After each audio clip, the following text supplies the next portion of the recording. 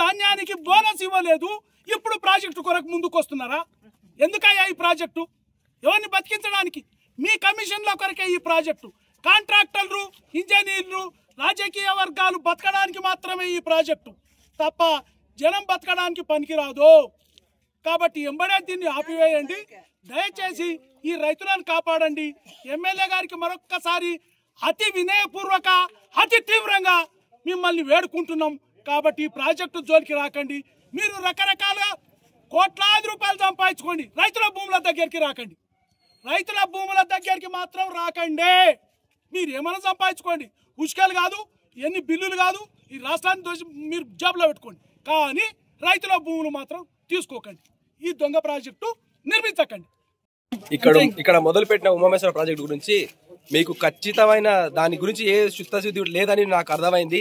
ఎందుకంటే ఇక్కడ చుట్టుపక్కల నర్సాయిపల్లి 2 కిలోమీటర్ల దూరంలో వాటర్ వచ్చింది. అక్కడికి కాలువల నీళ్లు పుష్కలంగా ఉన్నాయి. ఇక్కడ బల్మూరు మండలం గిట్లు లేవు. మళ్ళీ అక్కడ తీసుకుంటే లక్ష్మీపల్లిలో కూడా వాటర్ ఉన్నాయి. ఈ కొంత ప్రాంతానికి నీళ్లు లేవని చెప్పి ఇక్కడ రిజర్వేర్ వేస్తా అంటున్నారు. మా తాతల పని చూస్తున్నాం మేము ఇక్కడ. మా తాతలు, మా తండ్రులు, మేము కూడా ఇక్కడ వ్యవసాయం చేసుకుంటున్నాం. వ్యవసాయం మీద ఆధారపడి మాకు 2 పంటలు అందుతున్నాయి పుష్కలంగా. ఇప్పుడు ఈ వర్షాకాలంతో మేము 3 పంటలు వేయడానికి అనుకూలంగా ఉంది మాకు వ్యవస్థ ఇక్కడ. అట్లాంటి దాన్ని మీకు చిత్తశుద్ధి లేకుండా ఎవడో మీ స్వలాభాల కోసం, మీ రాజకీయ ఒడివడికి నడవని కోసం, మీ లంచాల కోసం వేసుకొని ప్రజలను ముస్తా అంటే ఎవడు ఊకోడు చూసుకుంటా. ఇది ఇంకా రాజరికం కాదు. అది దృష్టిలో పెట్టుకొని ప్రజాభిప్రాయ సేకరణ ఫస్ట్ ఖచ్చితంగా చేయండి. మీరు ప్రజాభిప్రాయ సేకరణ చేయకుండా జమ్మని తోలిచి ఆడసారి వేపిస్తారు, చక్కని తోలిచి సరే వేపిస్తారు. మీ తాత జాగిర్ అనుకుంటారు. అయితే మీరు ఇట్లా గవర్నమెంట్ నుంచి మాకు వంచారు ఈ భూములు.